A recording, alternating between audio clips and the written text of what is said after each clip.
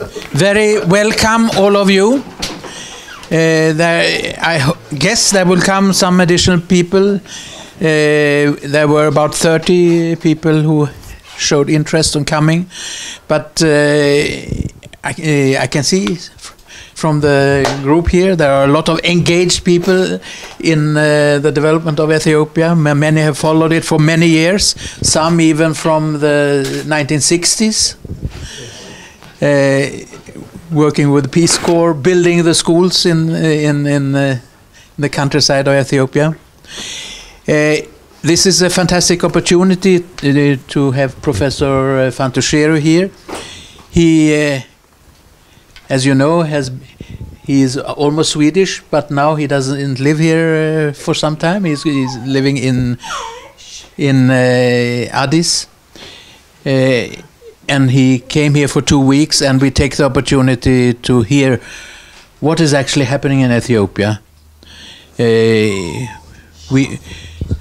We know that there has been some considerable effort to make changes, but it's not very easy to change. Democracy is difficult, particularly after authoritarian leadership. And now we are going to hear from you what is actually happening today. This loudspeaker is not for loudspeaking, it's for the recording. This is directly is recorded and going to be sent live afterwards.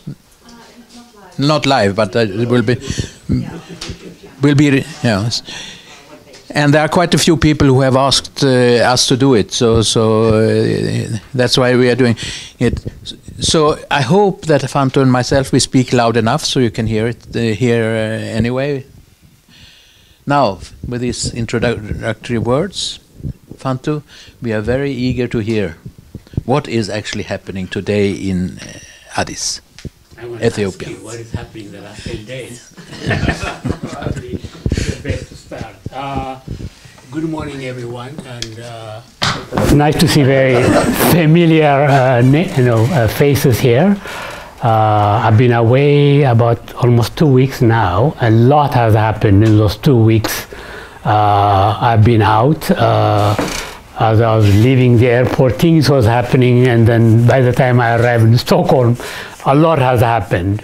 So Ethiopia being a sort of a land of contradictions, and as many of you know, transitions are very, very difficult to manage. You never know if they go on the right path or if there will be a reversal. So these are very, I call it, more terrifying and promising times in Ethiopia at the same time. A lot has happened. Let me just at least try to set the context in terms of post-2015, what has happened there. And I think what we are seeing in Ethiopia today is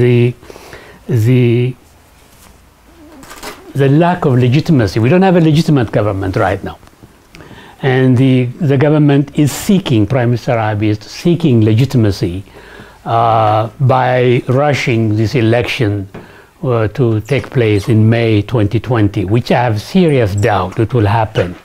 But you never know, politicians, they might squeeze it through just to get the sense of legitimacy with all the unintended consequences that follows from there. But I think it is very important to recognize that this is not a new government. And what happened in Ethiopia in April 2018 is simply a renewal within the ruling party, within the EPRDF. And I still am trying to figure out, since I arrived here with all this effort to create a new party called Prosperity Party, it looks like the Prosperity Church in Texas. I have some doubt about in terms of its religious connotation of it, is that they have not told us whether the EPRDF has died or as of last week or not, because the EPRDF still have mandate until May 2020. And the new government, there was a number of contradiction of statement by the Prime Minister as of yesterday. he's acting as if this new prosperity party is at work. It's not at work. It is yet to be formed, but the way he speaks, that as if there is an executive committee, that there is a central committee that's making a decision. So there's a lot of confusion in terms of the legal mandate. He is definitely and genuinely trying to make a change for an inclusive, more transparent government. But mind you, he is a product of the system. He came within EPRDF. He grew up inside EPRDF. He was the head of the intelligence agencies. So he comes from within. So it's possible, you know, it's unimaginable for me to see that somebody can come from that background, all of a sudden transform himself as being the Jesus Christ of the day. It's a product of the system, but he may have great intentions in many ways. So leave that aside, I'll come back to what's happening in the future. So what is the background to the political crisis? The political crisis really started in May 2015, what we call the Oromo protest, mostly by Oromo youth. That was followed by September 2016 by the Amhara protest, which during that period, the subsequent takeover of power in April 2018 after the resignation of Prime Minister Haile Mariam, unexpected resignation. So things really, I think for the first 2 years, EPRDF thought they can manage the changes. They really thought they can manage it, but things basically got out of control with the imposition of the first state of emergency. And they thought the state of emergency would solve everything. It didn't solve. The protests continued. Reimposition of the second state of emergency. By that time, there was a major crack within EPRDF, within the four parties involved, not only just among the parties, but also within the parties itself. And the division within each of the political parties still continues. I'll come back to this issue later on. So I think one have to go back into this protest of 2015-2016 period. What was the background to the political protest of 2015? Has a lot to do with the 2015 national elections. The 2015 national election, the EPRDF won 100% of the seats. And that generated basically saying, you know, our vote is stolen, particularly starting in the Oromia region. The perception also of the key sectors of the economy are still dominated by the TPLF, or at least their associates. But of course, at the most critical moment for me is really the death of Mullas in August 2012. And I think there was what I call the post-Mullas moment. People begin to sense the vulnerability of EPRDF. There are cracks in the party. There's cracks in the system. So there was a sense of people protest, but also the sense of, you know, measuring to the party that it is vulnerable. It's possible to bring that change. The second has a lot to do also with the identity issues. And the identity issues particularly, which was triggered really by what called the Addis Ababa master plan. It's an integrated master plan, which I work with that plan. I have completely no objection as a planning in terms of way to, but it became a very political issue. The Addis Ababa Oromia integrated master plan was perceived as an annexation of Oromo territory into the greater Addis Ababa. So there are grievances that of course bring the question of land grabbing, a number of issues, the expansion of Addis Ababa as an independent territory. And third element had to do with this perception, not only a perception as a reality actually, that in terms of the economy, the TPLF monopoly of the entire political system, what we call these party companies as an important element. The outcome of both the Oromo protest and the Amhara protest of 2015, 2016, we're really beginning to see a major crack in the political system. I remember I was in Addis, outside Addis, an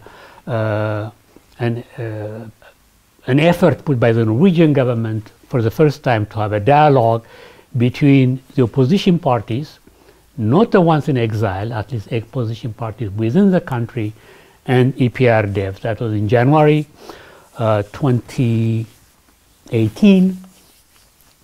When I left that day, I said goodbye to people, because I knew that we are at a critical moment, almost a breakout of a civil war in the country. It was just that so tense a situation. And lo and behold, the PRDF, even when we're still meeting in outside Addis, the PRDF political leaders released 4 or 5 of the main opposition leaders out of prison. As a token. This was before Abiy came to power, imagine. Trying to sort of appease the population, laid out this policy. It didn't work, basically. So the consequence of that, again, is the second state of emergency, the heightened political tension within EPRDF coalition. So by the time of Prime Minister Haile Mariam resignation, the EPRDF was technically weakened to the point that it cannot really lead any meaningful reform. And what became very critical, because I was still in Ethiopia during that period, the final days of negotiation within the party, within the executive committee, Prime Minister Abiy was an accidental prime minister. He did not have the vote at all at that point. What really broke the deadlock was the kind of strategic alliance between the Oromo leadership and the Amhara leadership, where the candidate basically for the Amhara, the candidate was put forward as a candidate. The final minute, he withdrew his candidacy. That de facto gave the position for Prime Minister Abiy to come in. There was huge opposition to his candidacy, particularly among all the other groups.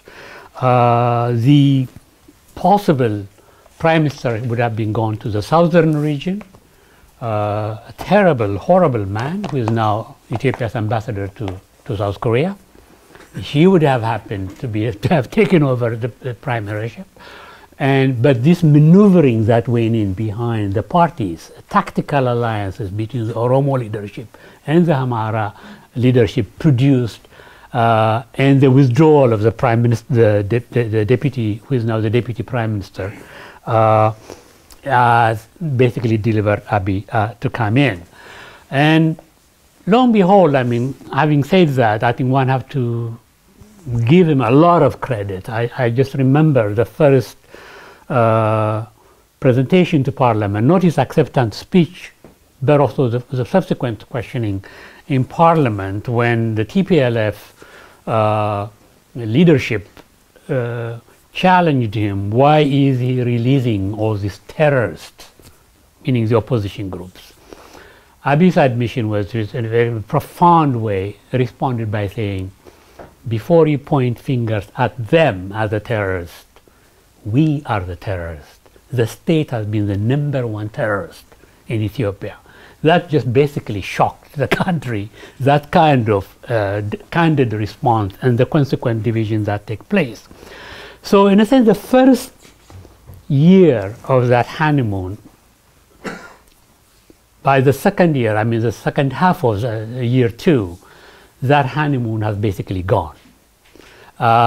More rapid was actually the disappearance of the Nobel Prize. In fact, one newspaper, local newspaper, basically put it, Prime Minister Abiy from hero to zero. That level of dialogue. I have thought that he would propel the Nobel Prize to sort of, track back, correct some of the mistakes, and then also move on to unite the countries. So what is the scope of this reform? I'll come back to it in terms of the rapid pace of reforms that he has taken. Let me just go the first year. and he focused on quick gains, very quick gains as much as possible. So the first 3 months focusing on a very much quick wins, widespread in order to garner large support. What has to do with political reform, which is basically the massive number of people who have been released very quickly. Significant number of people, political detainees, including opposition leaders who have been kidnapped from Yemen, put in jail and life sentences, invited the opposition groups who live overseas to come in, which is a good idea, but you should not have invited them to come through the airport with all the big fanfare, and etc. That generated unexpected expectations. He replaced the heads of the police and the security forces, internal security, retired the chief of staff of the army by basically giving him some medals and certificates. Very good way of getting rid of some of these people. So he did, in a very clever way, did a few things, and then he lifted the state of emergency, began to put in parliament to accept the border ruling with Eritrea. So there was some quick wins that you put in the political front. He had countrywide consultation, he had international consultations, particularly the travels to Europe, to the United States particularly, across. I think that moment, which is, the country needs some good news for a change. So it was a good response, but it was also done too much, which raised a significant level of expectation on the part of the country. And then the peace with Eritrea was a very critical one, very high drama, major activities. Unfortunately, that's dead right now. We don't have a piece of paper. There is no formal peace agreement. The border has been closed for 1 year, except one border post. So I'm not sure, even for me, in terms of thinking of the Nobel Committee in granting the Nobel Prize, why the Eritrean president, regardless of what you feel about him, could have been, so get him out of the foxhole he's in. Isaias needs to come out of his foxhole. So in a sense, the gains from the Eritrea peace accord has gone nowhere. Absolutely nothing is happening between the two countries right now. No trade, except we have the flights that goes into Asmara. Beyond that, very little progress. Isaias actually, as I said, gone back to his foxhole. Restrictive laws with regard to terrorism, on civil society are being revised. The terrorism law is in quotes, it's being used actually right now, I'm sorry to say. With all the liberal talk, it's very much selectively being applied. But again, I'll give him the first three months. The second 3 months, July to September 2018, he definitely declared the end of war with Eritrea. But again, it has gone nowhere. In September 11, reopened the border with Eritrea and then closed it again. So very much to do. And he appointed the first female president of the country, Sahle-Work Zewde, appoint Maza Shenafi, who is a very brilliant lawyer, as head of the Supreme Court, set a series of committees on peace and reconciliation, blah, blah, a number of them. So right now, a colleague at the Prime Minister office always joke at him, we need a committee to look into the subcommittees and committees. So there's a lot of committees, but with very little action with regard to border, with reconciliation issues. It has gone very, very slow. In the meantime, he's trying to do parallel reform, the political reform and the economic reform. The economy is in a terrible shape right now. So what is the core of the economic agenda? Is basically focused right now. The plan is presented with about $10 billion in a 3 years, $10 billion program. I'm not quite sure where that money is going to come. Part of it is supposedly to come from the sale of the privatization of the telephone company. And I'm not quite sure, they will get even $2 billion from that. There's a number of, there's a major negotiation going on with the IMF right now, probably 125% above the quota allowed for Ethiopia. They're asking a $3 billion stabilization program. There are some debt reliefs they have done with the Chinese, but in general, the overall package, the likelihood of funding that package is unlikely. So the focus is more ensuring sound macroeconomic management, improving the investment climate. There's $1.2 billion World Bank program right now on the investment climate they're working on. Modernizing the financial sector, reforming public enterprises, and advancing economic integration and the privatization as a major agenda. These are going to be very taxing. In all honesty, I must say some of the packages in the economic reform program is long overdue. It's long overdue, but it's not new. It's been part of the GTP2 under Prime Minister Haile Mariam program, but it was never implemented. Why? The moment Haile Mariam came to office, the state was being basically captured by important groups in the PRDF party. So none of them was being implemented. It was time to take and eat as much as you can attitude, massive amount of resources that have been taken out of the state coffers. So the government really, some of these policies are very critical, long overdue. On the other hand, they're going toward the direction of Washington, towards a more open, liberalized economy. The World Bank and the fund increasingly have quite a significant influence in the directions of the economic policy. This current period actually reminds me the early 91-93 period in Boris Yeltsin's reform in Russia. And the entire economic team, highly funded by IFC, in terms of orientation, they've all brought in, diaspora Ethiopia, brought in from the United States, most of them. So I'm a bit worried in terms of there are important policy reform packages that are long overdue. On the other hand, we are going in a completely different direction, a la Chile and earlier phases of Chile, but look what is happening in Chile right now. So there are a danger of, I think I'm just a bit troubled by the lack of honesty of the Prime Minister not telling us whether the development state is alive or dead. Which direction are we going? And that has been much more frustrating because certainly I think the developmental state has delivered a lot, but it has also made a lot of disaster. So there is not a great deal of open debate. Policies tend to be centralized at the Prime Minister's office. He chairs the Economic Council himself.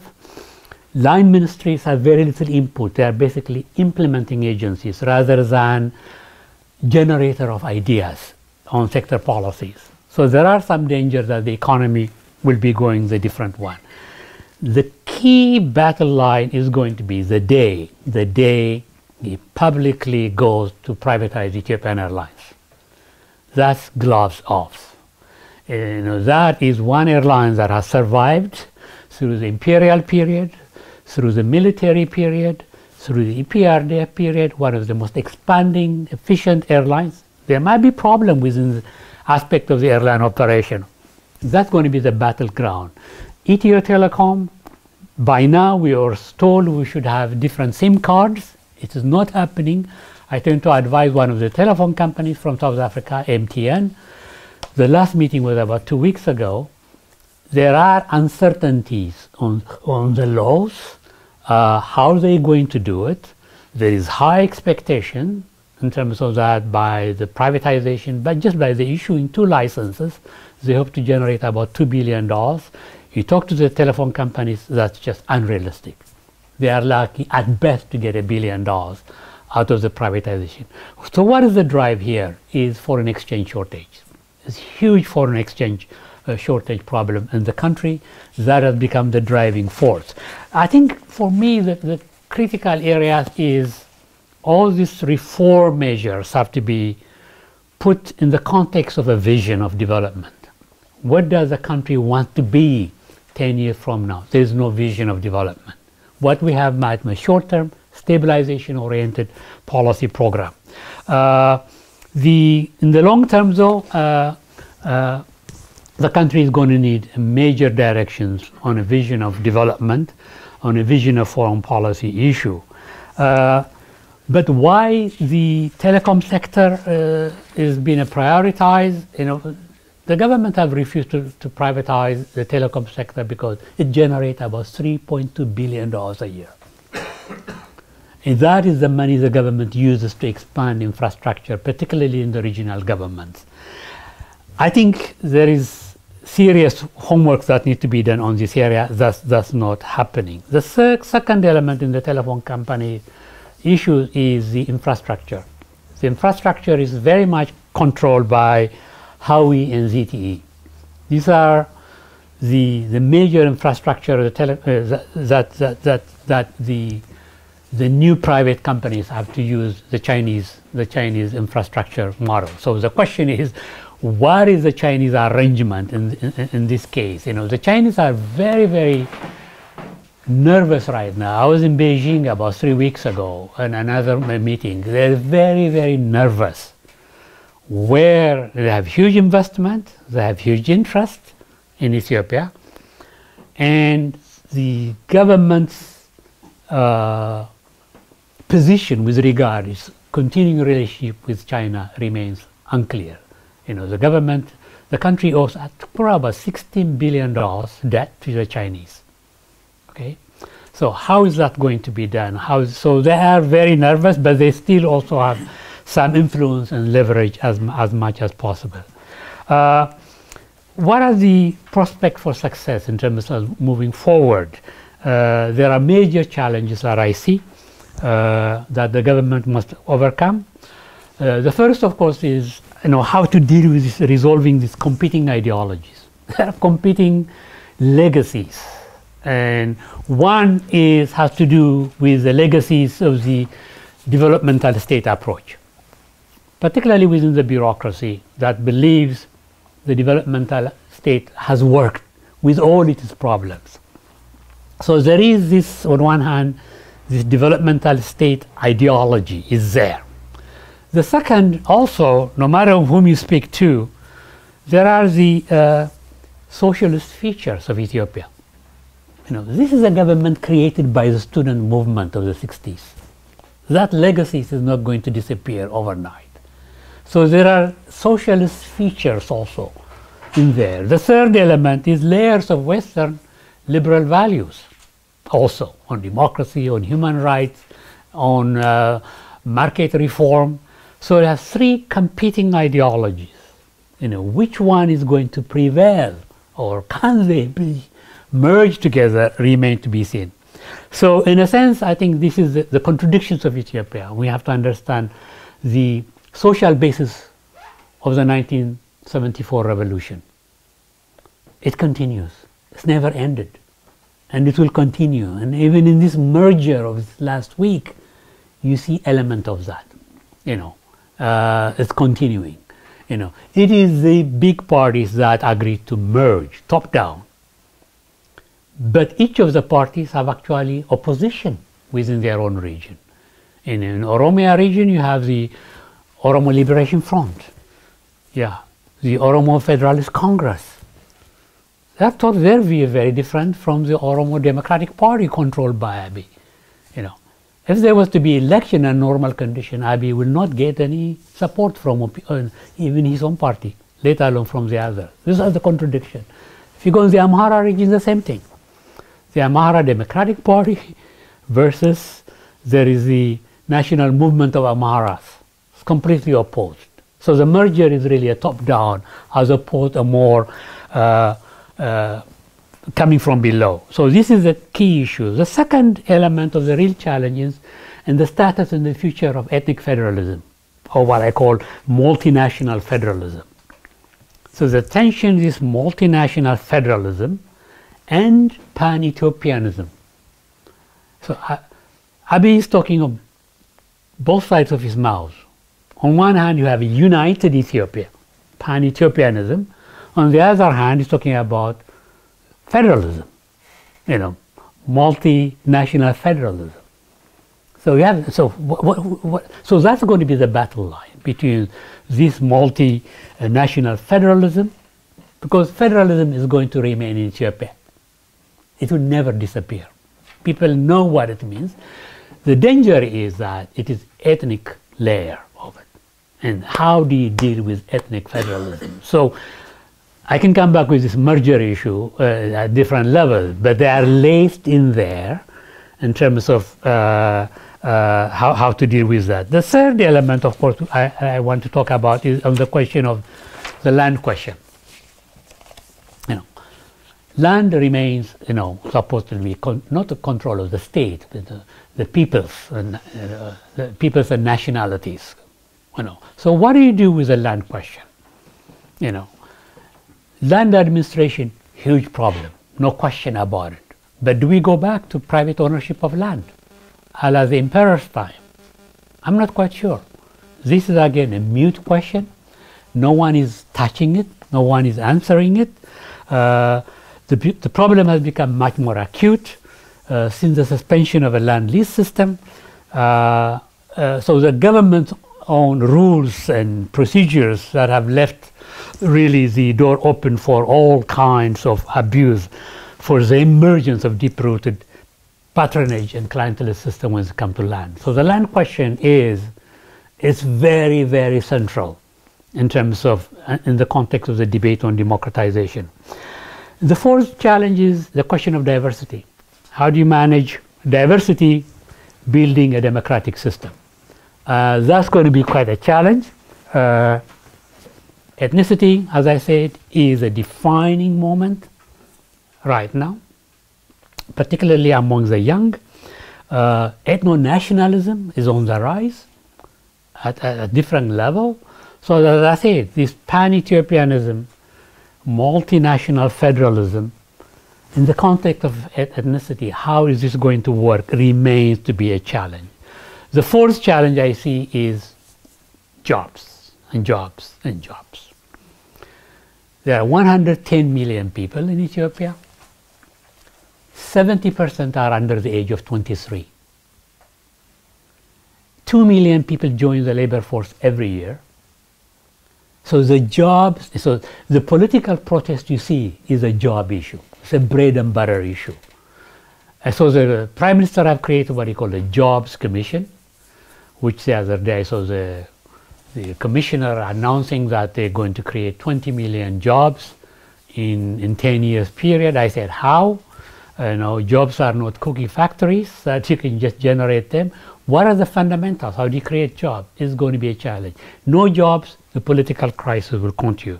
Joblessness is really one of the most major factors for political turmoil. So job creation is a primary, government is a focus, but the how do you do it remains a challenge.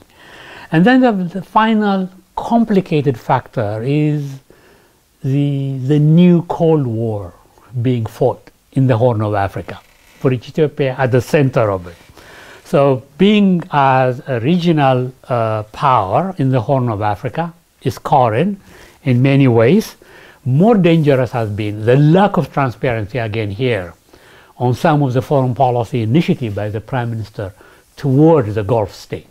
We don't know what the heck is going on with Saudi Arabia. We have no clue what's going on with the United Arab Republic, with Qatar. So we are increasingly being immersed in Middle East politics, in Gulf politics. So you got, three major influence. You have the Arab axis led by Saudi Arabia and United Arab Republic, including Egypt and Bahrain. And then you have the Iran axis, and you got the Qatar-Turkey axis. So we are so entrenched in Middle East politics, but we have very little detail in terms of what the engagement is. So they bring money. The United Arab Emirates, the first time they came out with $3 billion to the government. And the Saudis still finance, subsidize petrol they supply. So that is the puzzle that we don't know. And then, of course, you got the Horn in general. There's a changing dynamic in the Horn of Africa with the presence of, the first time the Chinese Navy, right, in Djibouti. You got the US and practically everybody else is involved right there. So in an attempt really to deal with this issue, it has basically complicated the domestic situation. So to conclude, what is going to happen in the next 6 months? I think the next 6 months leading to the 2020 election, if this ever happens, if it ever happens, are very critical. I don't see it given the level of ethnic tensions right now. My wife and I feel like we've been prisoners in Addis Ababa. I can't even go to the mountains of Addis. You have been stuck this last time when you were in Addis. The whole Swedish embassy had a retreat about 40 kilometers away, south of Addis. They can't come back to Addis because of the security situations, the roads being blocked, etc. So, and I haven't left Addis except once, So the ethnicity issue is very, very, very difficult. And I saw something yesterday, a statement the Prime Minister made, trying to appeal to Oromo and Amhara youth, the Kero and Fano, they call them, which was troubling for me because 3 weeks ago we have this horrible, horrible situation that happened. About 80, 90 people died by virtue of this one Oromo political activist send out a message through Twitter, and the whole country was. The Prime Minister was in Sochi for the first Russia-Africa summit. The Defense Minister, dead silent. The Deputy Prime Minister, who happened to be a neighbor of me close by, dead silent. No reaction from the government to condemn this killing. It was a rampage for about several days. Not a single government official came out to calm the public, So the ethnic issue is really there, no matter what they want to do. Of course, the mergers, what they have trying to do, the political mergers the last 2 days, certainly try to do this supportive parties, the Somali parties, the Benishangul, the Afar parties that constitute the so-called the New Prosperity Party. There are 140 political parties right now in the country. Some is just like, joining the, your football club, a family business. None of these opposition parties will have an impact on the direction of the 2020 elections. There is no political agenda, there is no statement, we don't even know what their constituencies are. So it's become a political marketplace right now in Ethiopia. So in a sense, the Prime Minister might squeeze through in May, but not solve the entire problem of the country. So the democracy that Ethiopia will embrace in 2020, if we get there, will be completely different than our knowledge of liberal democracy of the West, which we are accustomed to. The Ethiopian version of democracy will be it's like some kind of a minestrone soup of a kind, an outcome of the synthesis of these contradictions I talked about, the contradictions of the developmental state imprint, the contradictions of the socialist legacy, which is very much embedded, and this element of Western liberal values, which the Prime Minister tend to sell a lot. But I am not quite sure in terms of, it is what the country needs right now is just relative peace. People just want peace, but the ethnicity factor has become much more intensified. No one can rise, to that level. The church is ethnicized. Everything is ethnicized to a point where maybe I was absent for so many years to recognize the gravity of the problem. So in a sense, it is a country that has, as I say, terrifying as well as promising situation at the same time.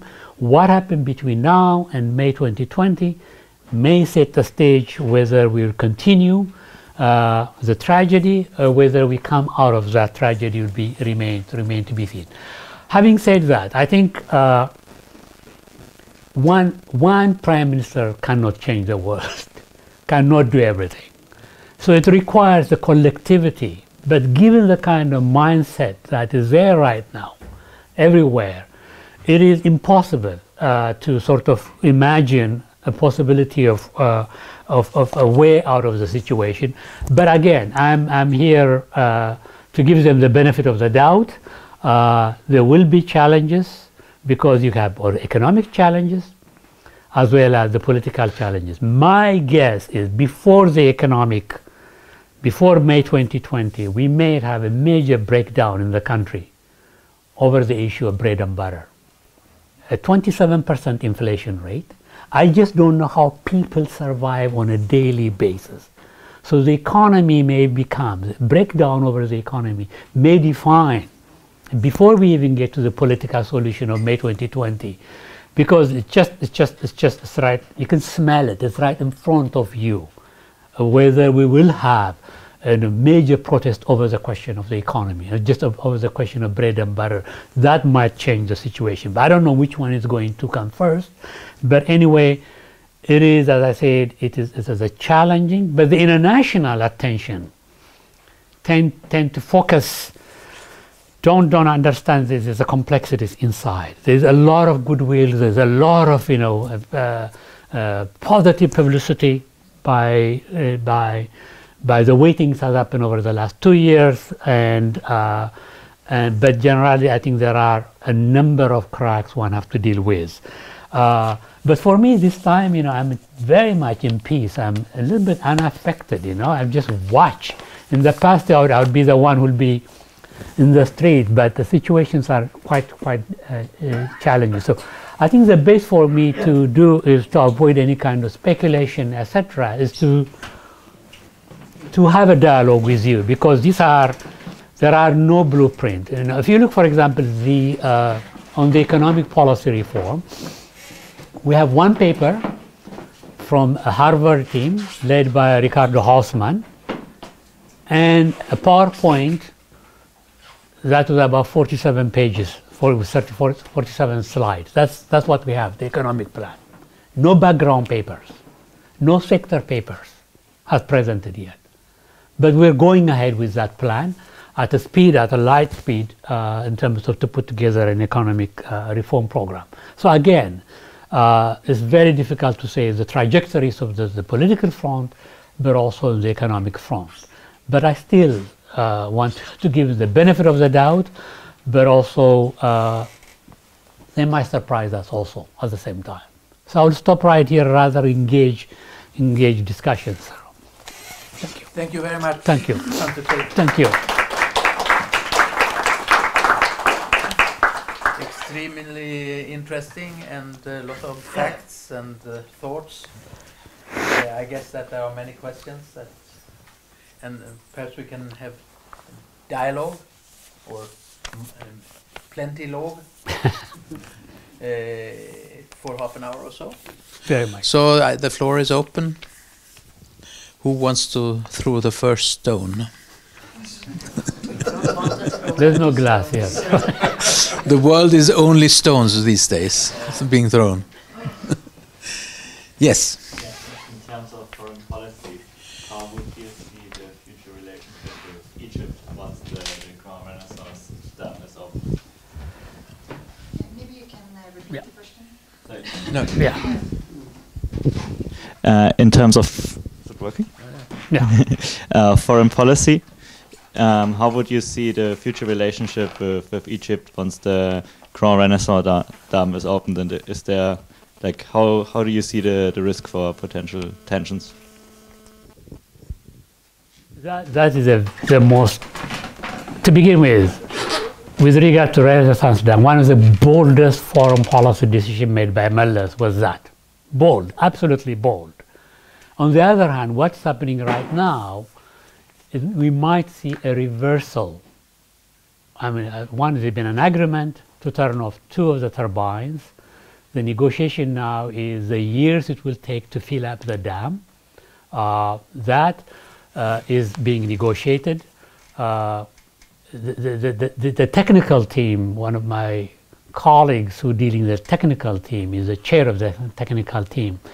A lot of the people in the technical team are very unhappy with the gesture the Prime Minister has made toward Egypt right now. Secondly, the negotiation is now gone to the United States, where it's very interesting. Normally it should have been the State Department who should be engaged in some of this issue, but it's gone to the Treasury Secretary and to the World Bank. And there I can see kind of a leverage. You know, Ethiopia is very much vulnerable at the financial level because huge amount of money coming from the bank support, etc. So the dynamic has changed in many ways. I don't know very much about the Russians' role. The Russians also will be a little bit involved. But the decision to cut down from 6,000 megawatts to about 3.5 is a major. So the Minister of Water and Energy may resign soon. The technical team is completely, who have been working for years and years on this issue. They feel there's been a major surrender on the part of the Ethiopian government. The very fact the negotiations have now taken up outside of the Nile Basin initiatives that has been working on through IGAD. So there are tensions there, very much muted, but a great deal of unhappiness is viewed as a sense of surrender. It is a sense of surrender because this dam is 100% financed by Ethiopians. Every single Ethiopian citizen has bought a bond. For them, they feel like they are being let down, you know, in this kind of surrender. So there will be a delay. The capacity will be reduced. The time it takes to fill up the dam can take up to another decade, 10 years. So in a sense, a win on the Egyptian side, but also the Egyptians are also demanding the level of the Aswan Dam has to be kept at a certain level, 40 million cubic meters of water every year guaranteed. So I think it will have a political cost to the Prime Minister when it comes to this thing, when there will be public debate, because this is just one area. It's a no-go area. You do not surrender, you know, having raised that. So, but more troubling is the very fact the negotiation has now out of African hands into the hands of the United States and others. I think IGAD structures, the Nile Basin initiatives, you know, a lot of stuff has been going on at the technical level. They have tried to keep it at the technical level. Now it's going at the political level. And so what interest is it for the United States, you know? So the Egyptians, in one way, I consider it some kind of a win there, though we still have to wait and see how the whole thing plays out. So I think there's quite a conflict. Let me also tell you why that is happening. You know, the Ministry of Foreign Affairs has been completely denuded. Why? With the shift in government, with an attempt to clean up the government institutions, the best and the brightest, people who have the knowledge, are in Mekelle, not in Addis. They have left. You know, I have only one desk officer at the Ministry of Foreign Affairs dealing with Eritrea. So the people who have knowledge with Eritrea are in Mekelle. No wonder Isaias can be able to play his card very well, because the people who know the stuff are no more in policy decisions. So I think the question of, you know, how far do you go to clean up government? You don't blame everybody else because they work for the previous government. You need to keep those knowledge and capacity as much as possible. So I think we are in a very uncharted water in this area with regard to the Middle East, particularly given our connection in these Arab axis policies, the influence of the Saudis and others, and the relationship with Egypt also. Do I need this one? Yes. Okay. It's for the recording. For the other group. Thanks a lot for your exposé. You mentioned 4 or 5 critical areas. One of them was the issue whether it should be a development state, socialist influences, or capitalist or Western, etc. That's one area. The other one was the issue of jobs and land and ethnicity. And I see, and I try to follow the debate in Ethiopia, I see that the Prime Minister could say that when it comes to job, I have a plan, I have a program, I have a team working on economic issues. When it comes to whether we are a development state, well, we have a plan, we have a program, but on the 2 other issues, land and ethnicity, I don't hear a word from them. They don't have taken a stand on, taken a position. They don't. When you talk about the need for a vision, I say that's where you need a vision on these 2 issues, and they are very silent about these 2 issues. I think you're right on target, that one. I am extremely disappointed by the inability to stand up on some issues. In egregious crime being committed across the country. You know, there are 3 million IDPs in the country right now. Yeah. You know, and there's no stand. You know, as a Prime Minister. I mean, this is what I mean. You can say everything you want to say about Mullahs. These are some issues he will stand up and say, no, this is enough, or you'll act. The lack of being, being decisive on important issues, you know, such as ethnicity issue particularly, that is troubling. Particularly this last one, when he was in Sochi, you know, he has a mobile phone. Somebody has to call him. What's going on? Why is the defense minister from Oromia, who was supposed to be the change agent, you know, and the deputy prime minister from Amara region, absolutely dead silent? People were just crossed that nobody, this guy literally, this activist, lit fire throughout the country. And the Prime Minister could not even mention his name or his group. People are just crossed on that one. So I think, what is he playing, you know? It's definitely, does he need the support of the young, you know, Oromo activists? What is the game? And that's why it came across to me yesterday, the statement he made, you know, calling the Kero and the Fano, which is Amara youth group. Is it a policy of appeasement, or is he being honest about it? So he's dabbling on both ways, not being forthright. We stand for this, we do this, and not a clear policy when it is acted upon. I'm very, very disappointed. And that, I know he will not get support from the Oromo Democratic Party, his own party.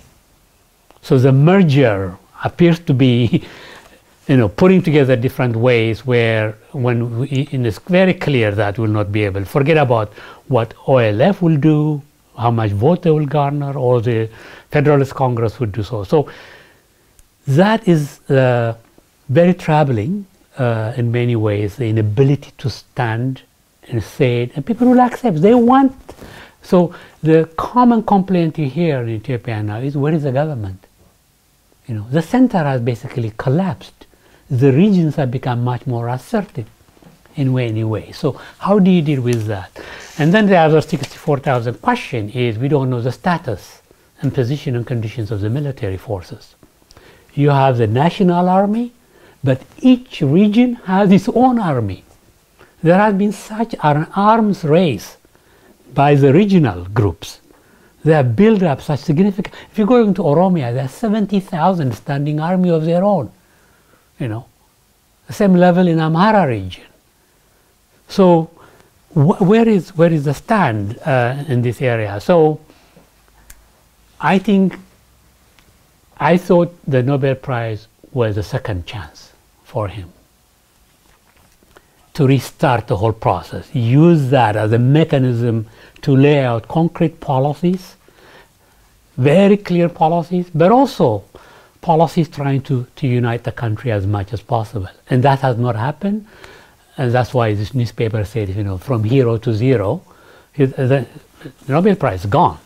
That's completely evaporated right now. It was a wonderful opportunity to reconnect with the society and with the people in such a way we can really, also there are also international goodwill, you can also mobilize that in such a way.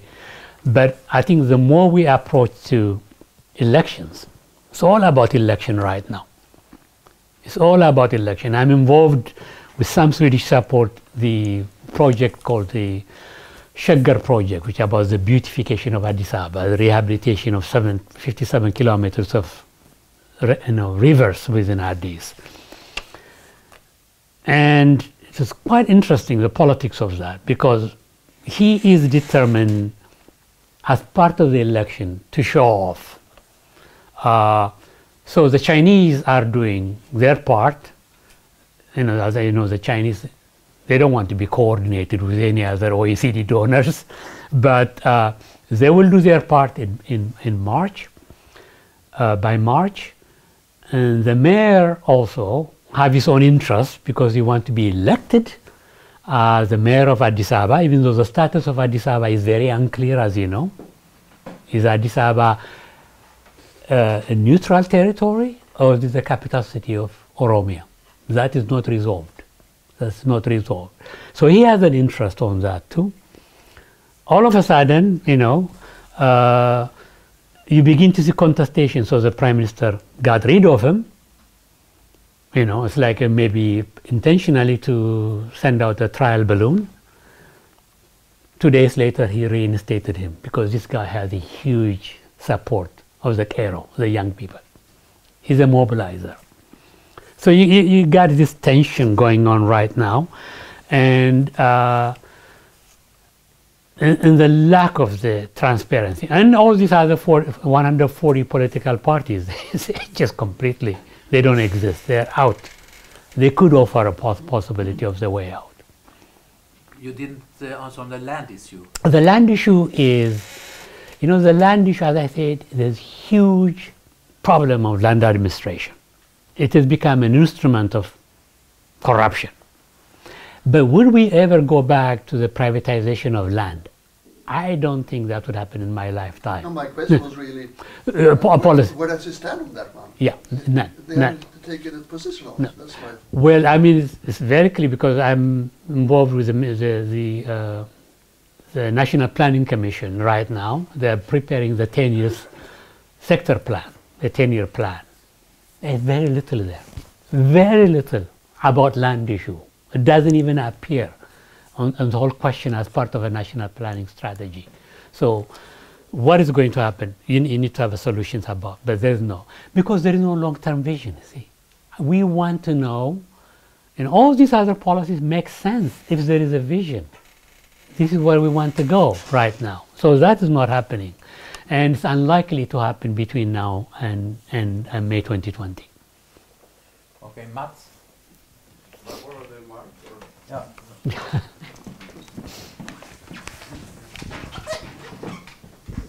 Thank you. Thanks a lot for your expose. You ended on the bread and butter issue, the economy there, which we don't know what will happen in the next 6 months. And you said earlier that the Chinese are quite worried or nervous for their investments. What about other investors? Are there any other investors coming, or has that come to a stop? And what are the basic indicators of current economic situation? I saw reports 3-4 days ago, like the first quarter they got $750 million FDI flow. I don't know whom to trust on that number. And the actual numbers are debatable in Ethiopia in terms of, you know, figures. And particularly right now, unlike any other time, it's really, this debate on economic policy is highly, highly centralized with the Prime Minister's office, and there's almost parallel government in terms of economic policy. There's the Prime Minister's office and the Investment Commission, which has more and more authority. Any problem, send it to the Investment Commission. And what is the line ministry? What is the Ministry of Finance, the National Planning Commission, and the sector ministries are doing? I think very, very little. So I'm very skeptical in some of the numbers. We have almost 3 years of intense political crisis. GDP figures shows in the positive, 7%, 8%. I say, how? How is it possible? This level of growth can happen.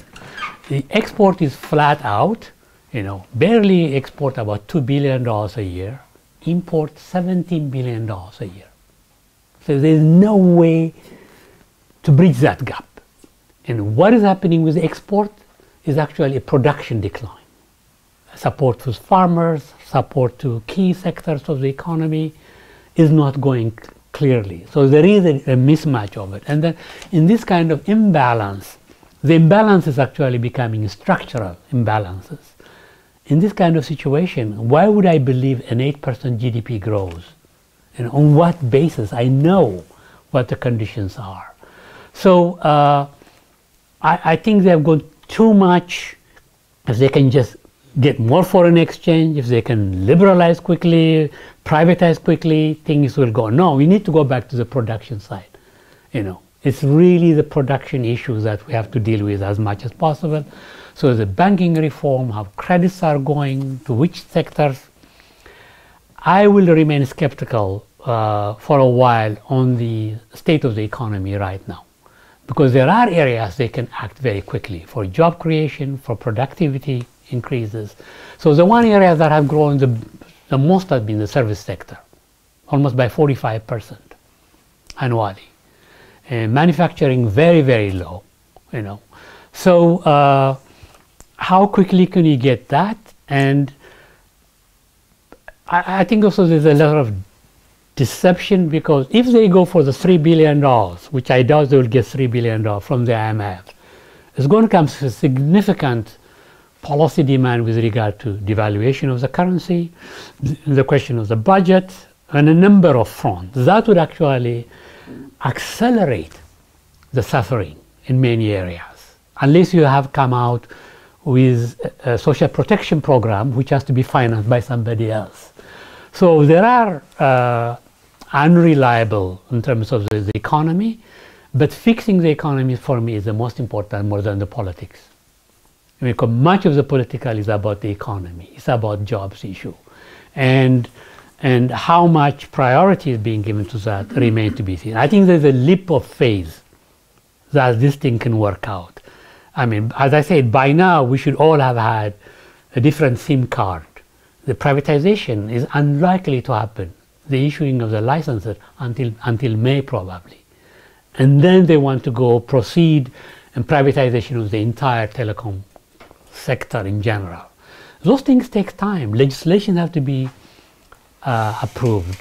Regulators have to be appointed. All this stuff takes time, but I'm not quite sure they are quite being realistic to sort of deal with some of the structural imbalances that we see in the country.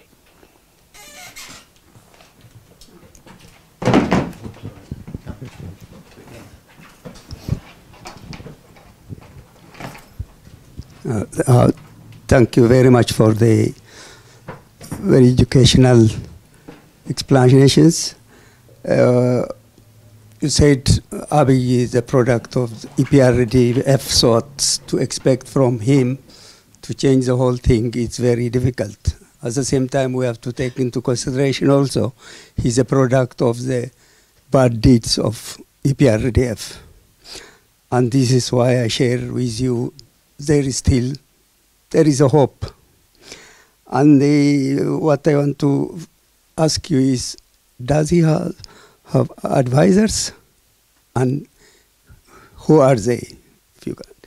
The other question is, the opposition, we have 100-something. Are they doing their homeworks? Do they sit and wait until the government says what they do, or they are trying to do their jobs? Thank you.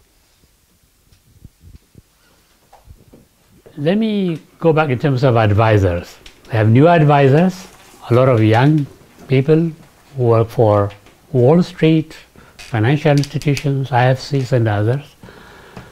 But quite troubling for me is a lot of people who should be in jail from the previous government are sitting in the Prime Minister's office as advisors.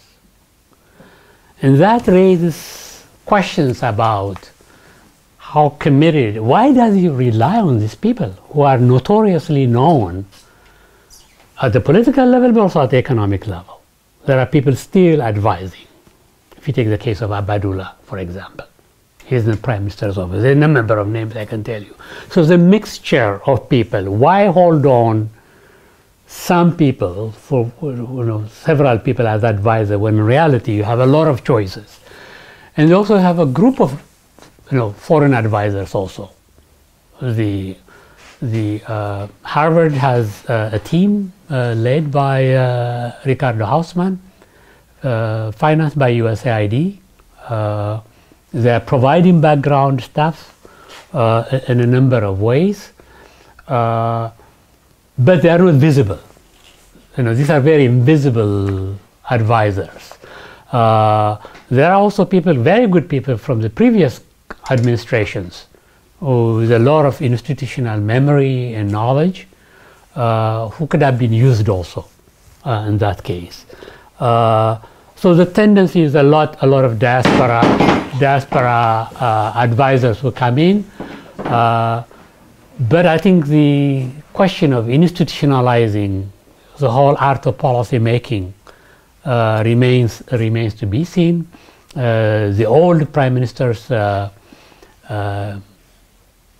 Economic Policy Institute has been kind of upgraded a little bit, but no new idea come from there. But of course, the other hand, of course, I don't blame him. I mean, in a very recent book launch we have on the Ethiopian economy that I did with two other people, the Ethiopian Economic Association has been dead, have not contributed. This is an association of economists. Certainly they have gone through tough times because of the civil society laws, that they cannot receive money from outside, etc. But they have not been active to respond, to propose alternative ideas on many aspects of it. So the university systems and others have also not. So kind of, you have, trying to put myself in his shoes or in that Prime Minister's office, having been there before, damn if you do, damn if you don't situation. Sometimes he may have to take action when there's a system failure in general, when you don't have the right people. So, but they need to be a little bit more open to include people who are even critical of them. They may be critical on policy issues, not on political issues. So there's a sense of insecurity I see. Even among the press right now, there are very few people who write very critical policy issues, not political or just in economic issues. The reactions from the PM's office have been very negative. Not an outright attack. So there's this element of the past is still there. Because once you have been APRDF, you'll always be APRDF. It doesn't go away just because you have been baptized last Sunday that you have changed into something else. So there are these issues that are still playing out. Maybe it may be okay if we can just get it over, have this election and get it over, then we can get into the real fight. But either way, if you have the election, there will be a problem. If you don't have the election, there will be a problem. It's a matter of the situations. How do you navigate these two processes remains to be seen. But I still have to be a little bit optimistic because you've just sold. You're so on the floor, you can't go any further down. You can only go up, So the opposition, in my book, they're dead. They're out. They're finished. I mean, they're there for Some we don't even know if they have any constituencies. It may be a family affair, you know. And some of them also who are in opposition are being part of the problem of the past. Particularly people who screwed up the 2005 election. I will never forgive them. I will never, never forgive them. You know. So the same forces who screwed up the 2005 election are now presenting as political parties that you criminals. You let down the public. From having 12 seats to 185 seats and to walk out was criminal act. And now they are back again contesting politics. You know, they should not have even been allowed. So the opposition simply have zero hope in many ways, because they're really very little constructive. You know, they're the same players. You know, they're part of the student movement. They just happen to be 70, 75. You know, beyond that, you know, it's the same stuff. You know. So I'm very disappointed. We don't have an opposition, and we don't have a press either. We don't have a real critical media in the country. The media can play an important role, you know, in that way. So in a sense, I will not be surprised if the narrative is written from the Prime Minister's office in the absence of these robust situations. That was the opposition. That's it. That's it. I wish they can scream like that. Okay. Barking but not biting. We take now a few more questions, and perhaps we can. I see 3 hands up. We take these 3 questions and you answer them together. So you were first. Thank you for a good briefing. You said that the economy is more of a concern than the politics of Ethiopia today. I understand that because poverty aggravates the situation, especially ethnic and religious situation in the country. But that would be given that law is governing. There is a minimum of maybe concern of human rights, that there is no corruption, that everybody is equal before law. But that's not the matter in Ethiopia. And that makes it the most crucial thing in Ethiopia today is lawfulness, that law have to govern, and immediately human rights abuses have to be stopped. And everybody should be equal before the law. And that is the most actual concern. Without that, people don't have trust in politics, in the government. There is no trust at all, and which is a danger for the country.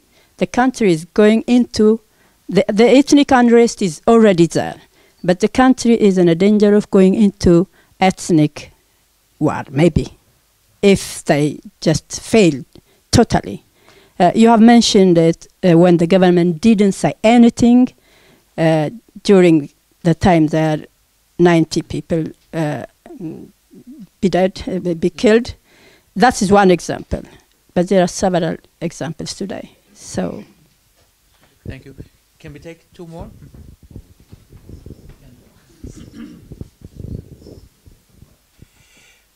Thank you very much. My question is, we are talking about economy and the inflation, but in Ethiopia even the parties are in inflation. Thousands of parties are over there. No one knows. I can write my name and give the party's name. A single person is a party in Ethiopia today. But I'm asking you, we are going to the election, they said.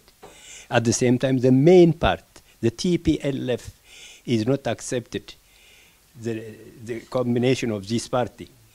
Are we going to have a civil war, or they have the money, they have the gun, they have the soldiers? They have ethnic groups who are working with them. Is it not going to be a civil war? Thank you very much. Can you give it behind? Thank you. I think I had actually a very similar question, if you could comment upon the position and strategy of Merkel in everything that is going on. So back to politics, which might be the short-term challenge before we can address the longer term challenges of the economy. Thank you. Okay, I think these are the last questions. So I will take up. I think round up also. What we have is, right now is a kind of, the law of the jungle. Really, it's the law of the jungle what we have. There is the question of, respecting the law, enforcing the law.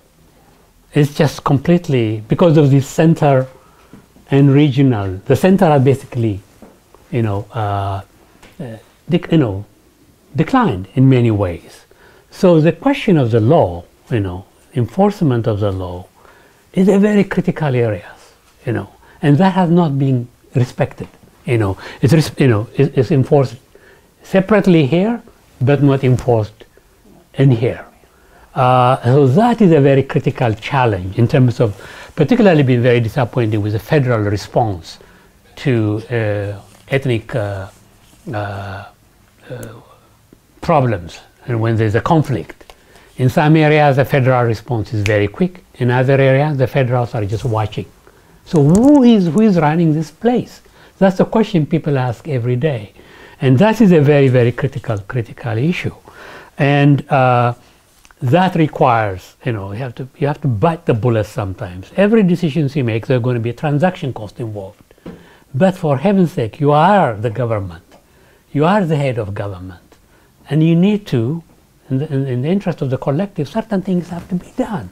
And that is not being happening in many ways. That is a critical area. A month ago, I was in Bahirdar, in my region, trying to deal with a crisis with one farmer in a UN project that I work with. And I had this beautiful picture. I took a guy, another peasant guy, who has his stick on, as usual, walking.